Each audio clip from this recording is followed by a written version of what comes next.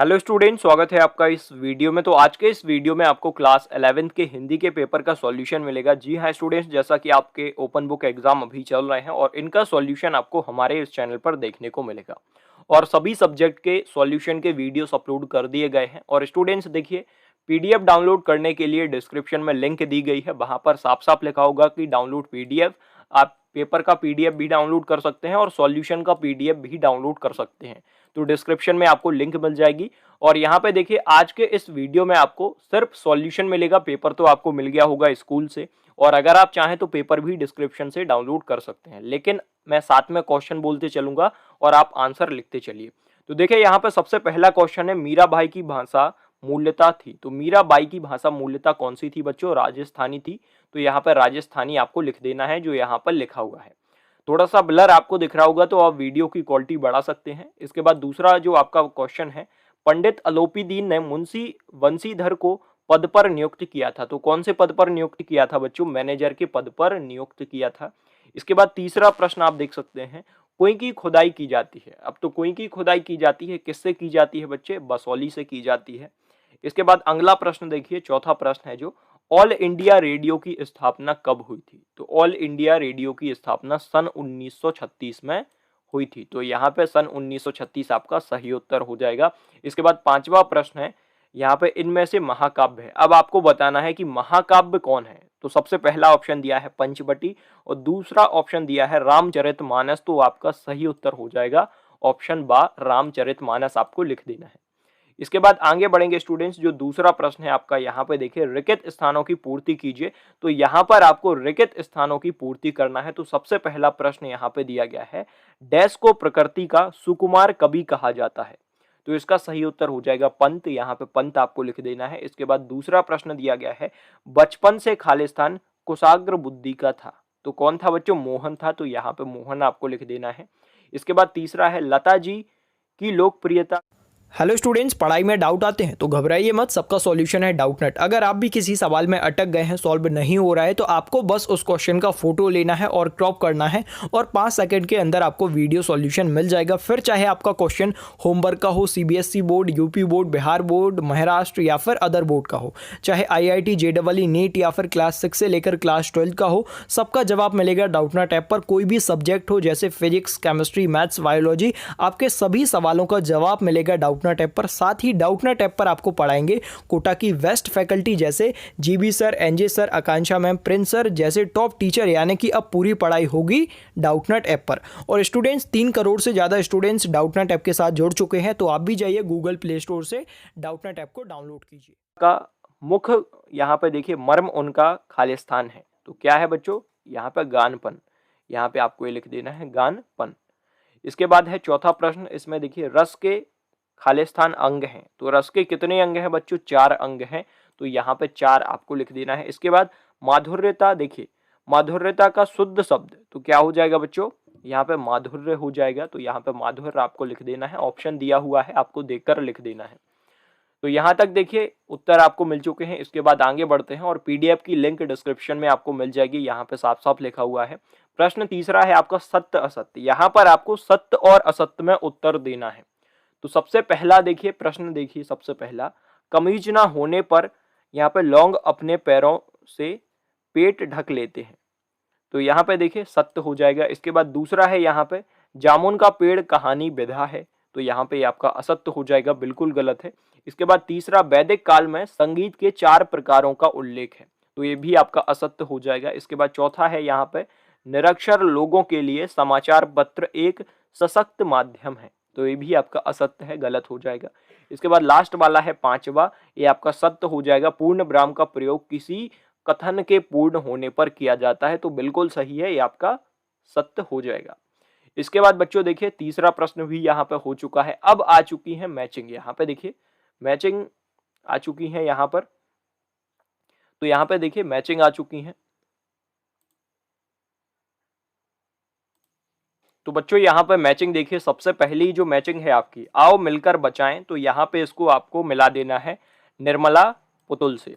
इसके बाद दूसरी है जो यहाँ पे मेरी कहानी, तो इसको आप मिलाएंगे जवाहरलाल नेहरू से, इससे मिला देना है। इसके बाद तीसरा है रात दिन, तो रात दिन क्या है बच्चों, यहाँ पे द्वंद्व समास है, तो द्वंद्व समास से मिला देना है। इसके बाद चौथा है यहाँ पे वाक्य रसात्मक काव्य, तो इसको आप मिलाएंगे आचार्य विश्वनाथ से। इसके बाद पांचवा है जिसका अर्थ चिपका हुआ हो, तो इसको आप मिलाएंगे श्लेष से।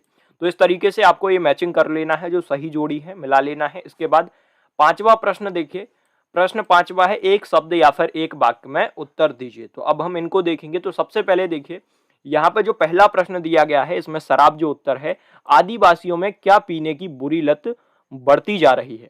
तो क्या पीने की लत बढ़ती जा रही है बच्चों, शराब पीने की लत बढ़ती जा रही है। इसके बाद दूसरा है भारत माता पाठ के लेखक का नाम लिखिए। तो भारत माता पाठ के लेखक कौन है बच्चों, जवाहरलाल नेहरू हैं।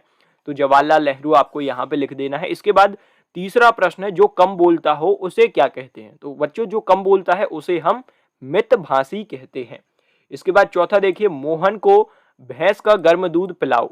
तो ये आपको उत्तर लिख देना है। यहाँ पे जो वाक्य दिया गया है मोहन को गर्म भैंस का दूध पिलाइए, तो ये आपका अशुद्ध वाक्य है और इसको शुद्ध करेंगे तो हम लिखेंगे मोहन को भैंस का गर्म दूध पिलाओ, ये आपको लिख देना है। इसके बाद पांचवा यहाँ पे दिया गया है पतन पाप पाखंड जले। पंक्ति में कौन सा अलंकार है, पतन पाप पाखंड जले। तो इस पंक्ति में कौन सा अलंकार है बच्चों, अनुप्रास अलंकार है। तो यहाँ पे अनुप्रास आपको लिख देना है। इसके बाद आगे बढ़ेंगे और यहां से देखिए छठवां प्रश्न आपका यहाँ पे चालू हो गया है। छठवां प्रश्न है आपका लोग मीरा को बाबरी क्यों कहते हैं। तो लोग मीरा को बाबरी क्यों कहते हैं बच्चों, क्योंकि देखिए उत्तर देखिए लोग, देखिए यहाँ पे लोग कृष्ण के प्रति मीरा का यहाँ पे देखिए अत्याधिक यहाँ पे देखिए दापमय भाव, यहाँ पे देखिए आपको समझ में नहीं आ रहा होगा तो आप वीडियो की क्वालिटी बढ़ा सकते हैं। भाव धारण किए प्रेम प्रदर्शन देखकर उसे बाबरी, बाबरी का मतलब होता है पागल, तो उसे बाबरी कहते हैं। तो यही उत्तर आपको लिख देना है। इसके बाद सातवां प्रश्न देखिए, तो सातवां प्रश्न आप देख सकते हैं दरख्तों का साया और धूप क्रमशः किसके प्रतीक है। तो यहाँ पे देखिए दरख्तों का साया अर्थ है जन कल्याण की संस्थाएं। इसके बाद धूप का अर्थ है कष्ट।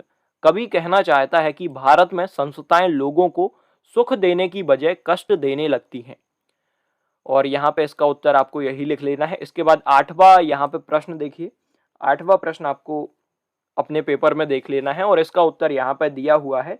जो नसरुद्दीन वाला आपका प्रश्न है उसका उत्तर यहाँ पे दिया हुआ है। तो नसरुद्दीन का यहाँ पे देखिए खानदानी पेशा नानबाई बनाना था। नसरुद्दीन ने भी अपनी देखिए आजीविका के लिए नानबाई बनाने का ही धंधा अपनाया था। तो यही उत्तर आपको लिख लेना है अपनी आंसर शीट में। इसके बाद नौवां प्रश्न आप देख लीजिए।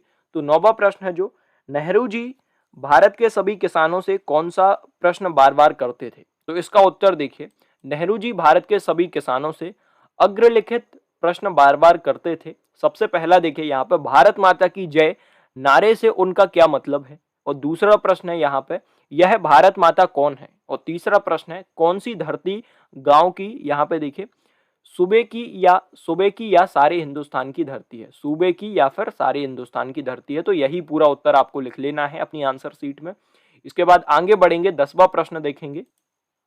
तो 10वां प्रश्न देखिए यहाँ पे नादमय उच्चार का क्या अर्थ है। तो यहाँ पे नादमय उच्चार का अर्थ है गीत के किन दो शब्दों का अंतर यहाँ पे स्वरों के आलाप द्वारा, देखिए आलाप द्वारा सुंदर रीति से भरे जाने से नादमय उच्चार में ऐसा प्रतीत होता है कि जैसे दोनों शब्द एक दूसरे से विलीन होते होते रह गए हैं। तो यही पूरा उत्तर आपको अपनी आंसर शीट में लिख लेना है। इसके बाद 11वां प्रश्न देखिए यहाँ पे।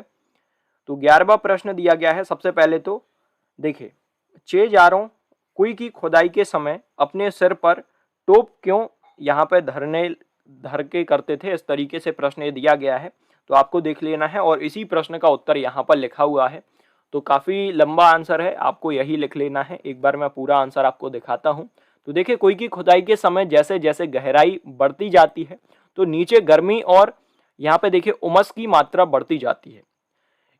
इससे मुक्ति के लिए ऊपर से थोड़ी सी रेत थोड़े थोड़े समय के पश्चात नीचे फेंकी जाती है, जिससे चेजारों को ताजी हवा की अनुभूति होती है और अंदर की गर्म हवा बाहर की ओर भागती है। इस प्रक्रिया में रेत और कंकड़ के छोटे कण चेजारों को यहाँ पे देखिए चोट पहुंचा सकते हैं। इससे बचाव के लिए कुई के यहाँ पे देखिए तल में कार्य करता चेजारों अपने सिर पर पीतल अथवा अन्य धातु का कोई बर्तन अथवा यहाँ पे देखिए टोपनुमा यहाँ पे देखिए टोपनुमा कोई वस्तु धारण किए रहता है। तो स्टूडेंट्स यही उत्तर आपको लिख लेना है अपनी आंसर शीट में। अगर आप चाहें तो पीडीएफ को डाउनलोड कर सकते हैं, लिंक डिस्क्रिप्शन में दी गई है। इसके बाद अगला प्रश्न देखिए, 12वां प्रश्न आपको दिख रहा होगा यहाँ पे। तो 12वां देखिए, 2 प्रश्न यहाँ पे दिए गए हैं। सबसे पहले मौखिक संचार का क्या आशय है, और इसके बाद दूसरा अथवा में दिया गया है डायरी लेखन क्या है। तो यहाँ पे देखिए उत्तर लिखा हुआ है, साप्ताहिक या मौखिक संचार से तात्पर्य बोलचाल के माध्यम से संदेश को व्यक्त करना ही मौखिक संचार कहलाता है। तो यहाँ पे मौखिक संचार से क्या आशय है ये लिखा हुआ है उत्तर, तो यही आपको लिख लेना है और पीडीएफ को डाउनलोड कर सकते हैं, लिंक डिस्क्रिप्शन में है। इसके बाद यहाँ पे 13वां प्रश्न देखिए। तो 13वां प्रश्न आपको स्क्रीन पर दिख रहा होगा, पत्रकारिता क्या है, और इसके बाद देखिए शब्दकोश क्या है। तो इन दोनों में से आप कोई कर सकते हैं। तो यहाँ पे देखिए समाचार संगठनों में काम करने वाले पत्रकार देश दुनिया में घटने वाली घटनाओं, सूचनाओं और समस्याओं को समाचार रूप में परिवर्तित करके पाठक तक पहुंचाते हैं, प्रतिदिन सूचनाओं का संकलन करते हैं और उन्हें समाचार के प्रारूप में यहाँ पे देखिए ढालकर प्रस्तुत करते हैं। तो यहाँ पे लिखा हुआ है कि पत्रकारिता क्या है, इसके बारे में पूरा उत्तर लिखा हुआ है। तो यही आपको अपनी आंसर शीट में लिख देना है। तो यहाँ तक स्टूडेंट्स जो आपके 13 प्रश्न थे इनके उत्तर आपको मिल चुके हैं, और इसके बाद सेकंड पार्ट भी आपको जल्द मिल जाएगा। अभी आप इतना कीजिए और आप कमेंट करेंगे कि सर सेकंड पार्ट भी प्रोवाइड करा दीजिए, तो सेकंड पार्ट भी आपको प्रोवाइड करा दिया जाएगा। तो चलिए स्टूडेंट्स, आज के इस वीडियो में इतना ही। लिंक डिस्क्रिप्शन में है, तो पीडीएफ को जल्दी से डाउनलोड कर लो।